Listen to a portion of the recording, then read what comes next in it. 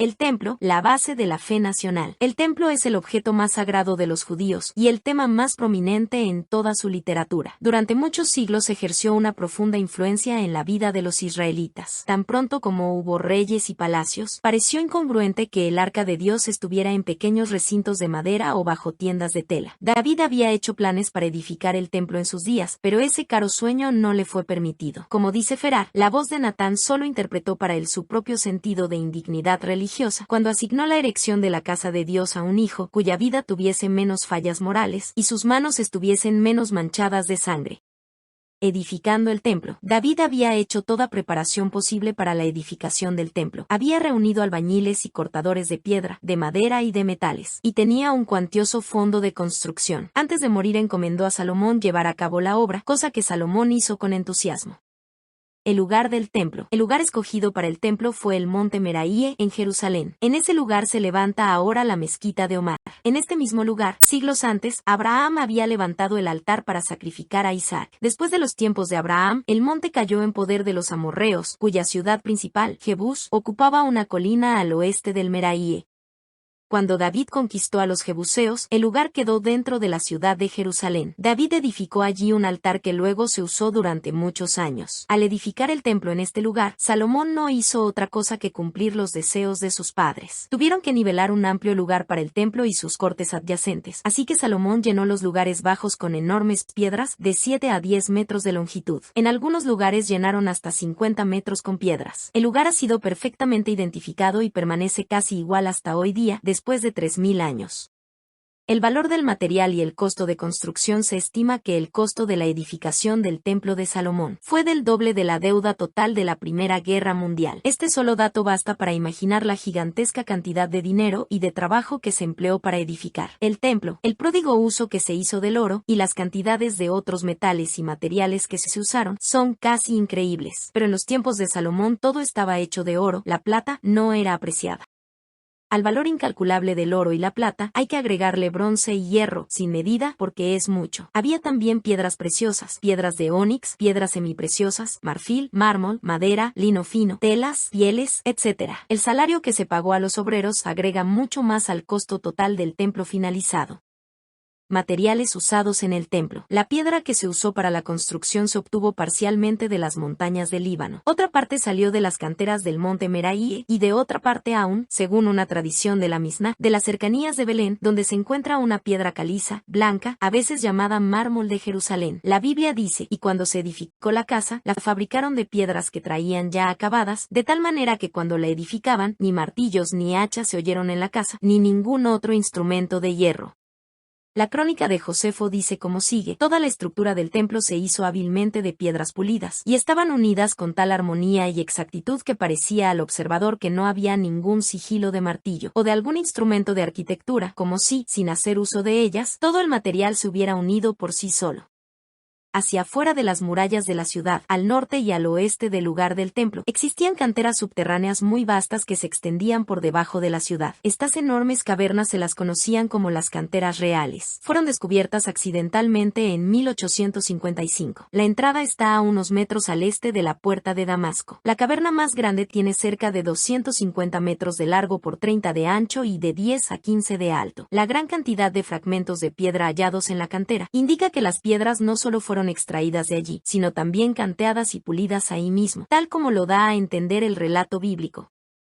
Esta inmensa cantidad de piedra y los troncos de cedro del Líbano proveyeron todo el material pesado de construcción. Estos cedros se obtuvieron con el permiso de Hiram, de los bosques que cubrían las laderas de las montañas del Líbano. La labor que requería cortar esos árboles en las montañas, conducirlos por varias decenas de kilómetros hasta el mar, atarlos unos con otros para formar balsas, transportarlos por agua a una distancia de más de 1 kilómetro, bajando la costa del Mediterráneo, levantarlos por sobre los acantilados de Jope, cargar los otros 60 kilómetros por tortuosos caminos hasta llevarlos a Jerusalén y luego a cerrarlos a mano. Para su uso específico, es una tarea se compara a la edificación de las pirámides de Egipto.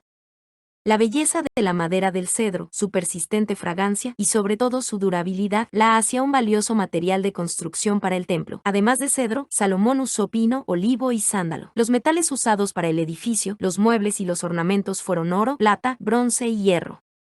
Los obreros. Los hijos de Israel habían sido primero esclavos, después nómadas y luego agricultores y guerreros. Nunca habían sido capaces de adiestrar los obreros que pudieran construir un edificio tan complicado. Por eso Salomón, aprovechando su larga amistad con Hiram, logró que éste enviara obreros de Tiro y Sidón. El ingeniero principal fue un hombre llamado también Hiram de Tiro, a quien no hay que confundir con el rey del mismo nombre. Era hijo de una viuda de la tribu de Neftalí y su padre era un hombre de Tiro. Se lo describe como un hombre el cual sabe trabajar en oro, plata, bronce y hierro, en piedra y en madera, en púrpura y en azul, en lino y en carmesí. Asimismo sabe esculpir toda clase de figuras y sacar toda forma de diseño que se le pida. Un hombre extraordinariamente dotado de sabiduría y conocimiento por naturaleza. Estaba capacitado providencialmente para la gran tarea que se le encomendaba. El plano del templo. El templo, en conjunto, consistía en una serie de terrazas sobre el monte Meraíe. El punto más alto estaba coronado por el gran pórtico, el templo propiamente dicho, y por un edificio de 3 pisos en 2 lados y la parte posterior. La primera terraza, que rodeaba el monte, era un rectángulo de 500 metros de largo por 250 metros de ancho. Todo el esplendor del templo estaba concentrado en su interior. La única decoración exterior la constituían 2 inmensas columnas de cobre, a la izquierda y a la derecha de la entrada. Cada una tenía una altura de 11 metros, un poquito más baja que el edificio. Se asemejaban a un alto poste, en cuyo tope estaba colocado un vaso de cobre o bronce, del cual salían hojas de lirio, que parecían estar sujetas por un tejido de cobre. Rodeando este tejido había 2 cadenas, cada una con 100 granadas esculpidas. Una espaciosa puerta conducía a un cuarto de 5 metros de profundidad por 10 de ancho. Este cuarto estaba desprovisto de muebles por completo, para sugerir una preparación espiritual antes de entrar al lugar santo. En el centro de la pared que daba frente al pórtico o vestíbulo, se encontraba una magnífica puerta de 2 hojas, destellando con los más brillantes colores y atrayendo todas las miradas. Tenía 5 metros de ancho, construida de madera de ciprés y decorada con flores esculpidas, palmas, querubines y recubierta con láminas de oro. Conducía al lugar santo. El lugar santo. Solo los sacerdotes que estaban ejerciendo su oficio tenían derecho de entrar al lugar santo. Era exactamente el doble de largo que de ancho, 20 metros por 10, todo forrado, de modo que no se veía ni una piedra. Las paredes estaban recubiertas con cedro, la madera más fina que se podía obtener, y era famosa por su fragancia. Aquí también se había hecho una labor de grabado y escultura, palmas, flores y querubines, todo laminado con oro. El piso estaba confeccionado de madera de ciprés, para que los sacerdotes, que andaban descalzos, no rompieran el silencio con el sonido de sus pasos. A uno de los lados había una mesa de 1,5 metros de alto por 90 centímetros de ancho, con los cuernos característicos de un altar para sacrificios. Era el altar del incienso, ricamente laminado de oro. Cerca de él existía otra mesa, también laminada de oro, con los 12 panes llamados de proposición. A cada lado del altar de incienso había 5 candeleros montados en sus bases, cuya luz brillaba noche y día.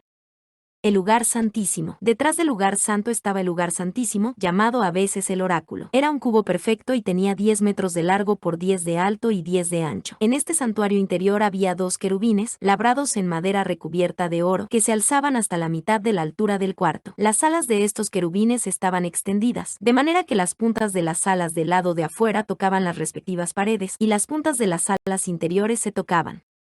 Bajo las alas de estos querubines y protegida por ellas descansaba una sencilla caja de madera, el arca, que contenía las tablas de piedra de Moisés. Todo el esplendor del lugar santísimo y del lugar santo, y del resto del templo fue diseñado para albergar esta pequeña arca y las tablas de piedra. La dedicación del templo. El templo se dedicó durante el tiempo de la cosecha, cuando se celebraba la fiesta de los tabernáculos. A los ancianos de todas las tribus y a los líderes del pueblo se los invitó a venir a Jerusalén. También hubo muchos invitados de tierras extranjeras. Para recalcar la importancia nacional de este acontecimiento histórico se dio énfasis a la organización familiar de Israel. Cuando el arca al fin descansó en su sitio definitivo dentro del lugar santísimo, se ofrecieron innumerables sacrificios. En el mismo instante, la casa se llenó de una nube, la casa de Jehová, y no podían los sacerdotes estar allí para ministrar por causa de la nube, porque la gloria de Jehová había llenado la casa de Dios. La oración de Salomón. Salomón, al igual que su padre David, asumió tanto el oficio de sumo sacerdote como el de rey, y procedió a bendecir a la congregación de Israel que estaba de pie reverentemente delante de él. Finalizadas sus palabras de bendición, Salomón fue al macizo altar, y allí, en vez de la postura habitual de pie que se usaba para la adoración, Salomón se arrodilló, la primera vez que se menciona esta postura en la Biblia. Levantando sus manos al cielo, elevó una oración de rara sublimidad y fervor. Pidió que cuando la nación o sus ciudadanos atravesaran por dificultades, en su propia tierra o en tierras extranjeras, Dios oyera el clamor de su pueblo desde su alta morada. Así se lee: cuando Salomón acabó de orar, descendió fuego de los cielos, y consumió el holocausto y las víctimas, y la gloria de Jehová llenó la casa. Y no podían entrar los sacerdotes en la casa de Jehová, porque la gloria de Jehová había llenado la casa de Jehová. Significado de la oración de Salomón. La oración que ofreció Salomón en la dedicación del templo es notable por la comprensión que revela de la grandeza e infinitud de Dios. Este hombre sabio estaba consciente del hecho que Dios no puede habitar en moradas terrenales, porque los cielos de los cielos, no te pueden contener, cuanto menos esta casa que yo he edificado. La oración de dedicación revela también un concepto exaltado de compañerismo y comunión con Dios. Salomón se asombra de que el Dios Todopoderoso, que es más grande que todo el universo, condescienda a tener comunión con el hombre. Partiendo de este concepto de un Dios benigno y universal, Salomón reconoce que cualquier alejamiento de los preceptos de Dios ha de traer como consecuencia un pronto castigo y la desaparición. La fiesta de dedicación. Como culminación de esta fiesta de dedicación, Salomón anunció una fiesta que duraría 14 días, y que en realidad fue parte de una gran ofrenda de animales. Se sacrificaron en total 22,000 bueyes y 120,000 ovejas. Como solo una pequeña parte de la carne de los animales se ofrecía en el altar, el resto se repartía al pueblo para que participara y se regocijara en la fiesta sagrada.